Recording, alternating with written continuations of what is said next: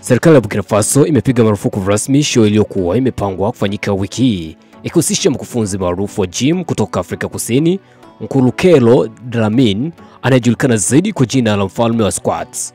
Taarifa kutoka Wizara ya Utamaduni na Michezo zinasema kuwa maamuzi hayo yamechukuliwa kwa sababu za kiusalama na kutokamilika kwa taratibu zote za vibali vinavyohusiana na hafla ya kimataifa. Awali show hiyo ilikuwa inatarajiwa kuvuta maelfu ya mashabiki wa mazoezi ya mwili kutoka sehemu mbalimbali za Afrika Magharibi, hasa wale wanaomfuatilia Dlamini kupitia mitandao ya kijamii, ambako amejizolea umaarufu mkubwa kutokana na uwezo wake wa kipekee katika mazoezi ya wanawake na mazoezi ya nguvu, huku nidhamu kali ya mwili akizingatia. Kwa mujibu wa taarifa zilizotolewa na waandaaji wa tukio hilo, walikuwa wamepanga kufanya maonesho ya fitness masterclass na mashindano ya nguvu power lifting competition, lakini sasa wameomba radhi kwa ufuasi wao na wamesema watawasiliana na mamlaka husika ili kupata tarehe nyingine mpya.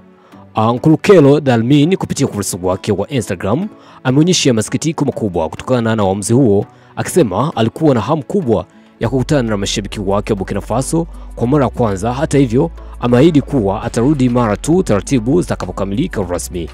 Mtazamo wako ni upe hapo chini, sema comment kulingana na hiki ambacho serikali ya Burkina Faso imekifanya kumpiga marufuku mkufunzi huyu ambaye mara nyingi kwenye social media anajulikana kwa mafunzo yake ya wanawake hasa, na ukizingatia yeye ni mwanaume lakini maumbile yake ni ya kike hasa hivi. So pengine inaweza kuwa sababu ya serikali ya Burkina Faso kumpiga marufuku, ingawa baadhi ya sababu zimetajwa humo, lakini hii nayo inaweza kuwa miongoni mwa sababu hizo. Bana, mimi nikukumbushe tu kuwa mimi naitwa Mr. Baro, the Careful Black Man, understand the world we do, that's my name. Lakini pia ukiniita Crash dada utakoja kukosea.